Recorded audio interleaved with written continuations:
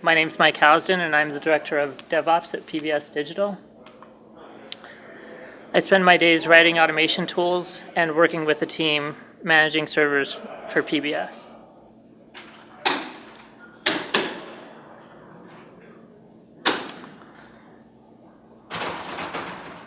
At PBS Digital, we create and maintain web, OTT, and mobile applications. That being said, I have to note that PBS does not endorse any product or service mentioned, and the opinions expressed here are my own. So, if I say anything you dislike, my handlers would appreciate it if you thought negatively of me instead of them. In any case, this isn't so much a story about PBS as it is the story of a configuration directive in NGINX, Proxy Cache use stale, and the significance it can have when building websites that need to withstand high traffic events. But what this really is a love story. There's probably something wrong with me, but this is the tale of my love for this NGINX directive. This isn't a selfish love. I want to share it with you. But seriously, I've demoed the behavior of this directive to many coworkers over the years, and it's got to be the most useful single line of configuration that I've come across.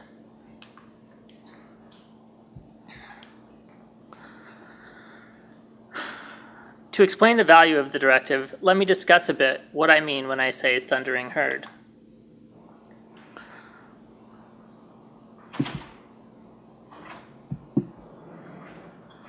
I've been creating websites for a couple decades now. I don't remember the first time I came across thundering herd, but I know that at the time it was called the /dot effect, and what it meant was that many sites became unusable as they became popular on /dot. These sites were incapable of handling a sudden burst of traffic. Fast forward to 5 years ago, and I'm building a very popular website for a media company, and I need to be able to handle a significant amount of traffic regularly with massive bursts on occasion. We were capable of running at scale, but bursts kept causing intermittent errors. I had to take a closer look at the phenomena. That inquiry led me to Proxy Cache use stale, and I'm going to walk you through a simplified version of what I saw.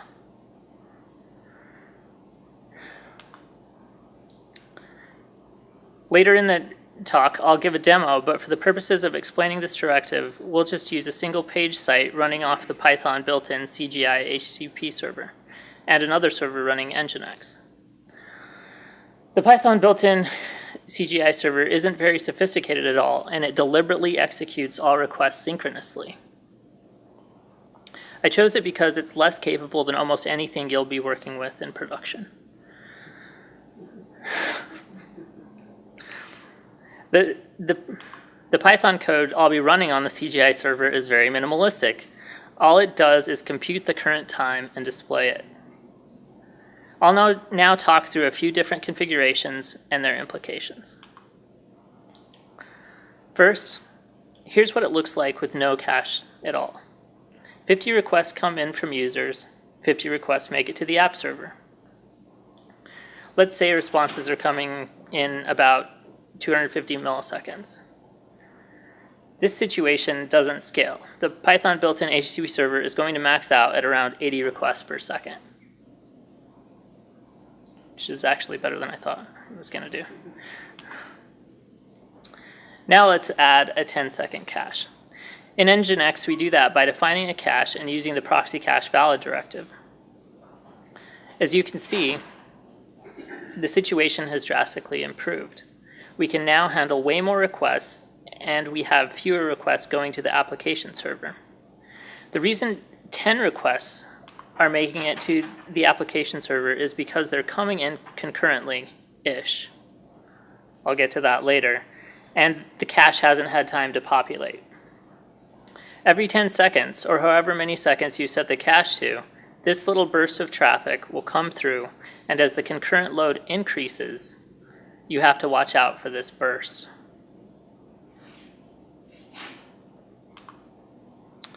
Now we'll say the load had increased again, and we have 1,000 requests per second, and 20 are concurrent. no problem. Then all of a sudden, some major event occurs, and we have 8,000 requests per second, and 100 are concurrent. Uh-oh. Now we're exceeding the capacity of Python's built-in server. What happens? Well, the backend server quits being able to handle requests, and the page cache can't help a whole lot until that server comes back up.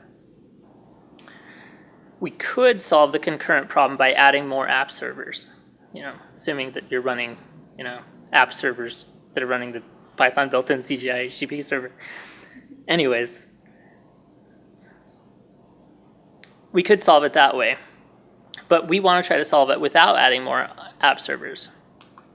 So let's try using stale cache. Okay, here we have the exact same situation we were in before, but now we've added the proxy cache useStale updating directive. And instead of those 100 concurrent requests making it to the application server, we have one request making it to the application server. Only one request goes through because the others get stale responses while the cache is being populated. And here, hopefully, you start to see the beauty of what's going on. You still have to be careful of two things. Even though I set the cache time to 10 seconds, the cache will be 10 seconds old plus the actual response time of the endpoint while updating. When you launch a new URL, you'll get the initial burst unless you pre-warm the cache away from public view. So that was using the proxy cache useStale updating method. But let's talk about the error and timeout methods as well. So we're in the situation we were in. But now, what happens when the application server starts throwing errors or becomes unavailable from timeouts for whatever reason? Here's where we get some really cool effects. The backend server went down, and what does the user experience? Faster response times. That is, as long as the URL has been visited frequently and is cached. So that means anybody visiting your most frequently used pages is having a good experience.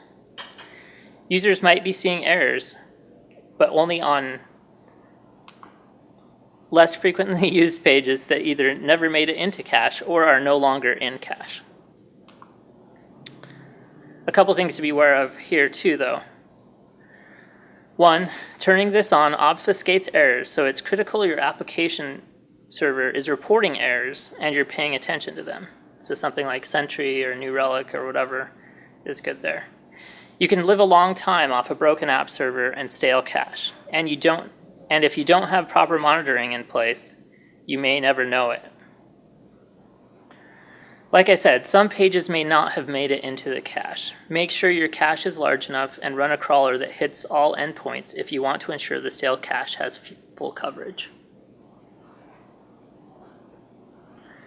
Okay, now let's look at a more real-world architecture.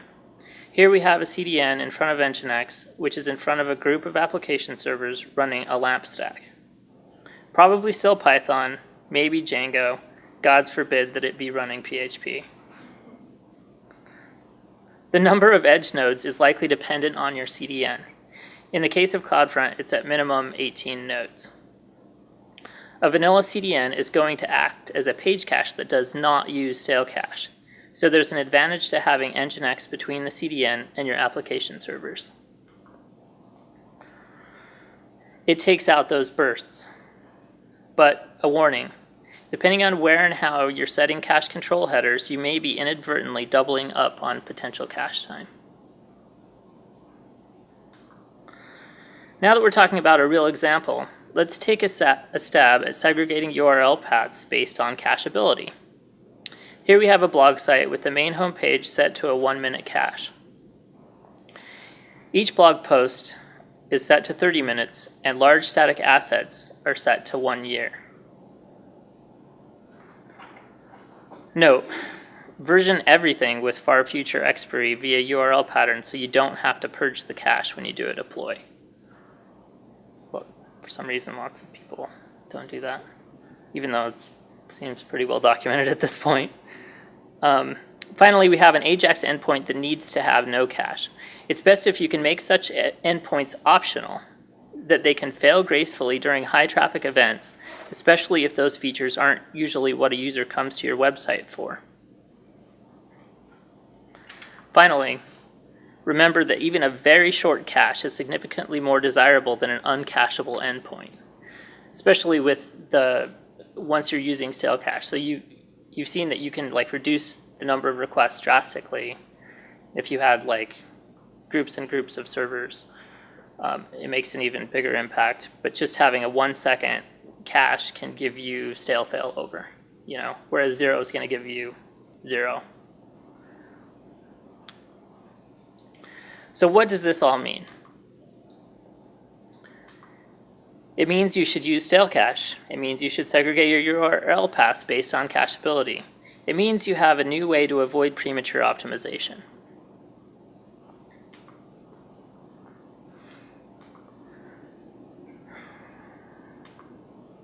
What's important at scale isn't what's important under low traffic conditions. If you have 20,000 users and one gets a slightly slower response, does it really matter? Does it matter more than that new feature that will put you at a competitive advantage? Okay, so hopefully you understand the value of this directive, but there's nothing quite like seeing it in action, so I'm going to demonstrate all this to you on my local machine. Hopefully.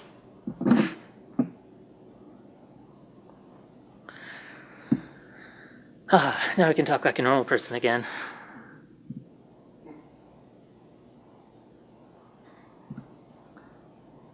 Okay, so let's see what's running here.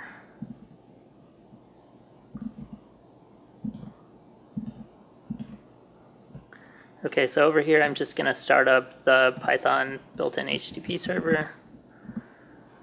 There it goes, it's running. So now, here I'm just gonna start sending traffic to it with Apache Bench. So if you look, let's see. So here you can see exactly what I'm doing. It's really simple, Apache Bench. Sure. Perhaps anyway. Uh-oh, bad at this.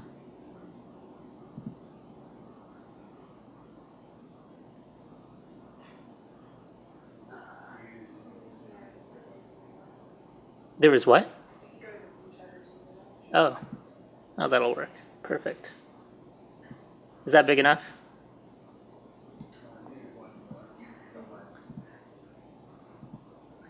Okay. This is going to be really difficult when I start doing something else, but it's fine. Okay, so that's my Apache Bench here. This is just running bare against the built-in Python server. I mean, I'd leave this small, but okay, so there's Apache Bench running. You can see that it's just hitting it. Everything's fine. It's sending it about 10 requests a second. Oh, look, it had some issues. Yeah, well, it has issues all the time. It's the built-in CGI HTTP server. It's not supposed to be used in production. But yeah, so you'll start to see errors there. So there are errors that come through every once in a while. The other thing that's interesting about the Python built-in server is that it will not send any request besides, or response besides 200. I can't force it to give 500s or 301s or 302s. So it's a little annoying in that regard too, though I think the simplicity of it is what makes it handy. So, okay, now I've set up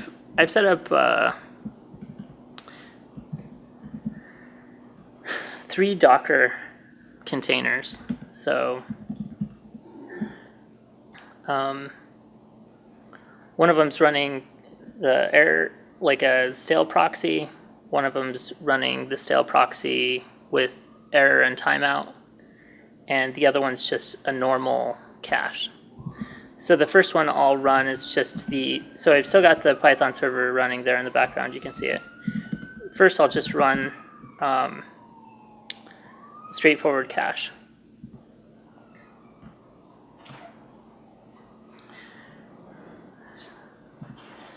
So it's sending in a bunch of requests, and then you start to see these bursts. So this is what a typical CDN, this is what a page cache without stale cache looks like. These bursts keep coming in. If I change Apache Bench to do like 20 concurrents, you'll start to see, well, usually you start to see bigger bursts coming through here.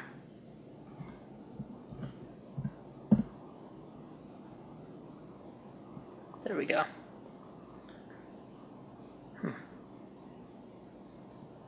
That's a little odd though.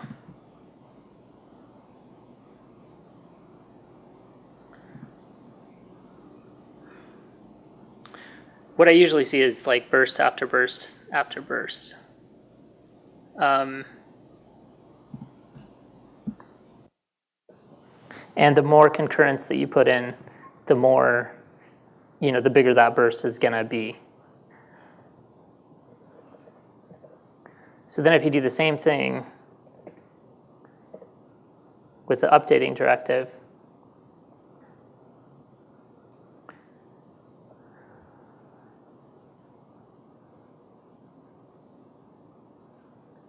and you look down here, do you see that timestamp?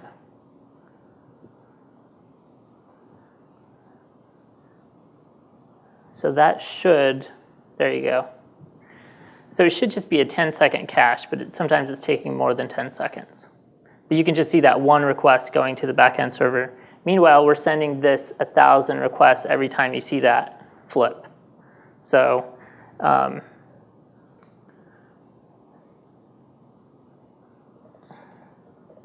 for the sake of, oops.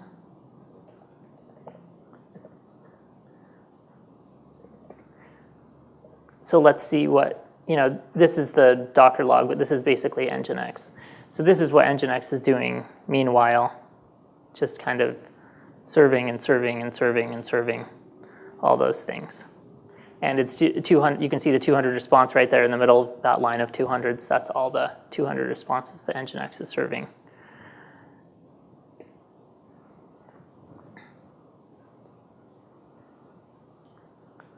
So I'll just leave that over there for now. So now we, I'll cancel that.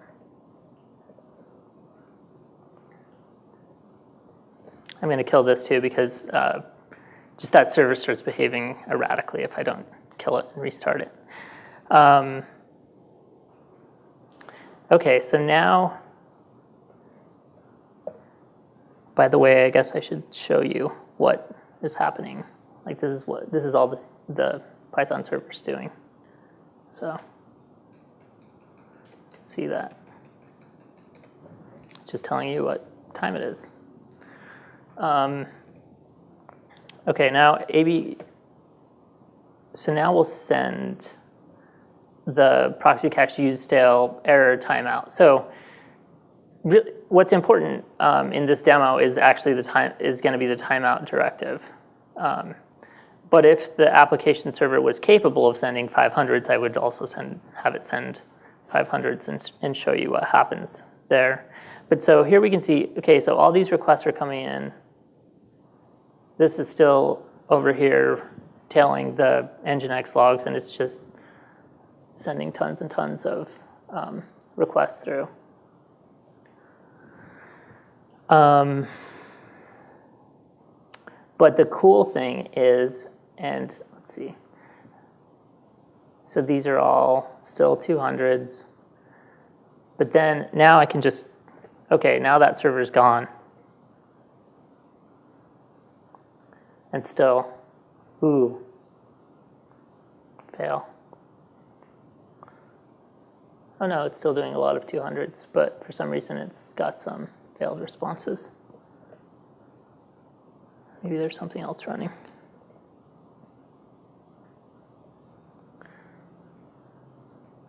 In any case, now even though that server's off, I get good responses. I really don't understand why I'm getting any bad responses right now, but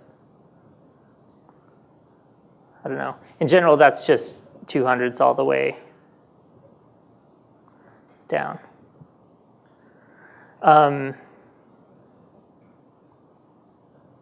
So the user still gets a really good experience.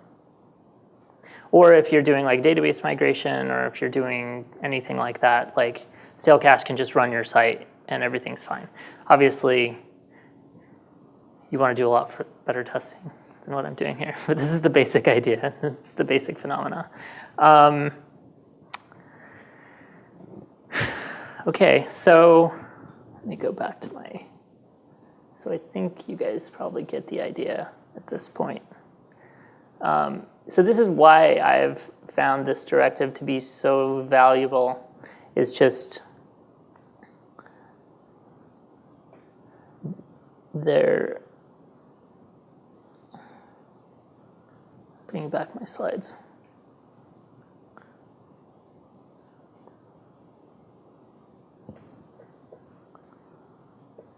Okay, so earlier I said I told you what I was talking about when I was talking about Thundering Herd, but what's really happening with Thundering Herd, or what Thundering Herd really is, at least for my definition, I'm sure some other computer scientists will complain or something, but whatever, I'm going to name it, or I'm going to give my own definition. Thundering Herd is when you're getting so many requests within the window of your response time that your response time starts to slow. So when I was talking about concurrent requests, what I really mean is near simultaneous requests. I mean requests that are coming in within your response window for that URL. So whatever that, if the average response time for /home or whatever is 250 milliseconds, then I mean the number of requests that are getting in within 250 milliseconds. Or I don't mean the number, but I mean that window, the window of 250 milliseconds in the case of that home page, for instance. And you've been stampeded by the herd when your response time slows so much that you can no longer get a response back to the cache.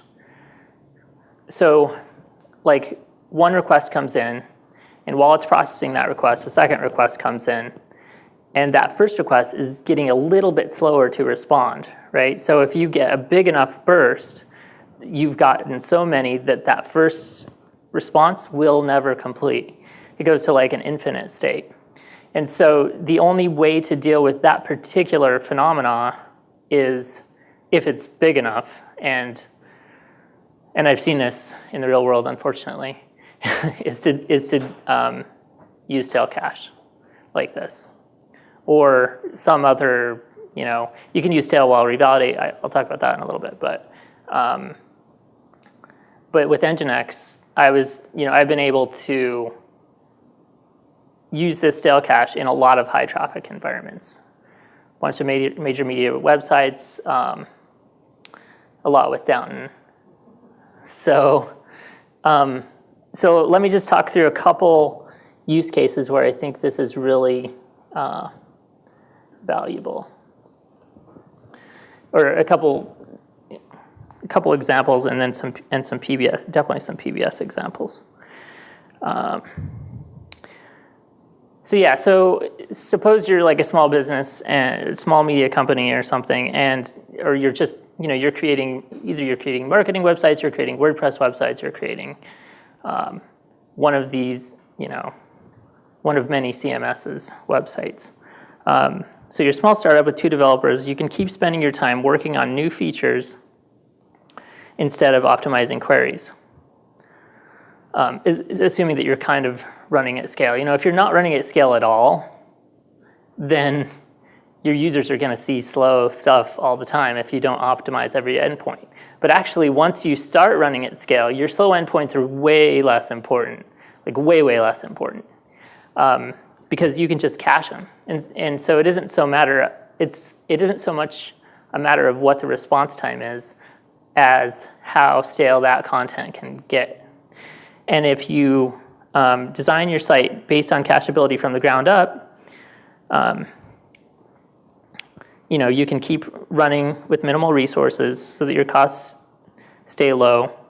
And if you're in the rare case where you're using your own hardware, stale cache might be the only way to get higher capacity quickly. Of course, this is going to be way more valuable for small media companies or sites that aren't primarily working on user-specific content that shouldn't be cached.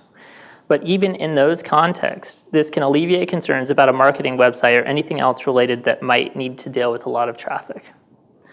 I still recommend publishing your site to static pages, but since that pattern isn't as popular and a lot of well-known CMSs and web frameworks still think it's a feature to execute DB queries on every request, this method can protect you from that design pattern with very little effort.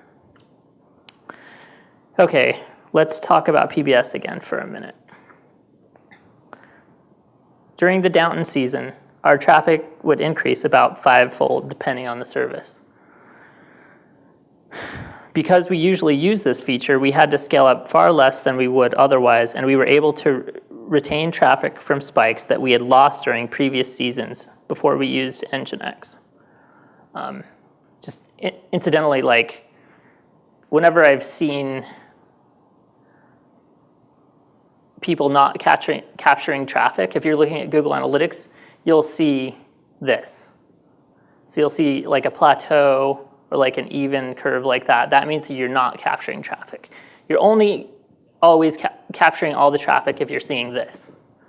So sometimes none of my reporting tools will tell me what I need them to tell me, but just by seeing this pattern, I know that that's not real. Real looks like this. Like everything, the other stuff is like that. Unfortunately, some other legacy elements of our architecture prohibited us from leveraging NGINX as well as we might have otherwise. The error and timeout aspects of the Proxy Cache use style directive also came in handy on more than one occasion and kept users from experiencing downtime.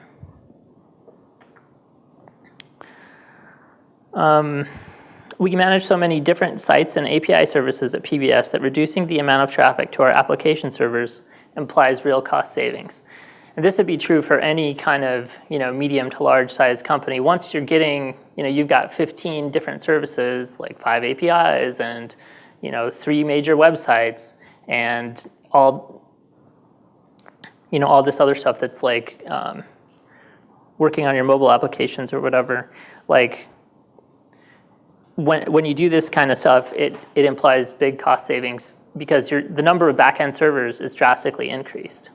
So you have to design up front for this, but if you do that, since you have fewer application servers, you just save money kind of like across the board, and it's not really that difficult to do this.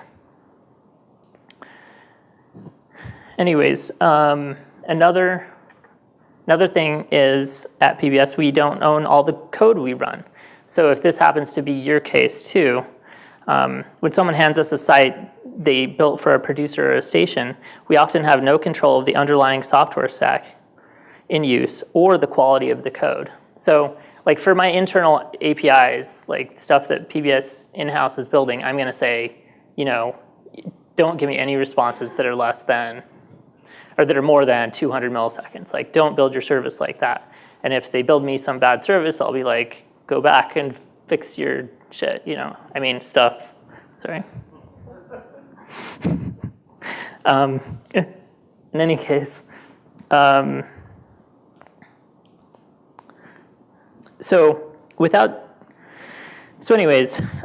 we have a lot of this code that we didn't build in-house, I can't put like this requirement on it. We often have no control of the underlying software stack in use or the quality of the code. Without some of these tricks and some minor modifications, those sites couldn't scale. Unpredictable events. We have a lot of PBS stations, and if some sort of unpredictable event occurs in the area, that station might get a ton of traffic.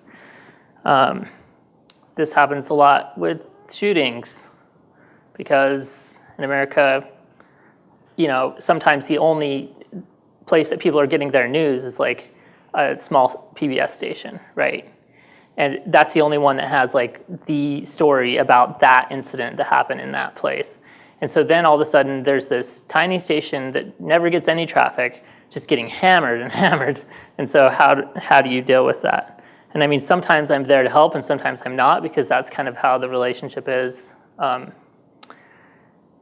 It's not like every station's development team has come to me and said, hey, help me, figure this out up front. But if they use one of our platforms, we're often able to scale their site without modification, even though they're seeing traffic way beyond their typical pattern. Okay, so I love using stale cache, but a future improvement I'd like to see in NGINX is support for stale while revalidate. And both Squid and Varnish have this option. I noticed that Fastly also has the option. Stale while revalidate is the same phenomena, but instead of 1 slow request, 0 slow requests. So the server still has to give you back a good response that can go into the cache, but the user doesn't face that 1 slow response, right? So then you could have the worst possible application and just be like, whatever, and you're just running. So, I like people not to have to waste effort on things, if possible. And this gets people able to focus on the things that they really need to do. So yeah, I think that's all I had. I think that I am hoping that these guys get stale while revalidate in. Last year I talked to him about it, and it seemed like there was something really significantly that they'd have to change something really significant to get this in NGINX. I don't know what it was. Like they have to rewrite some piece of code that was really central and might be difficult to rewrite. And that's why it hasn't shown up sooner, as far as I know. All right, thank you.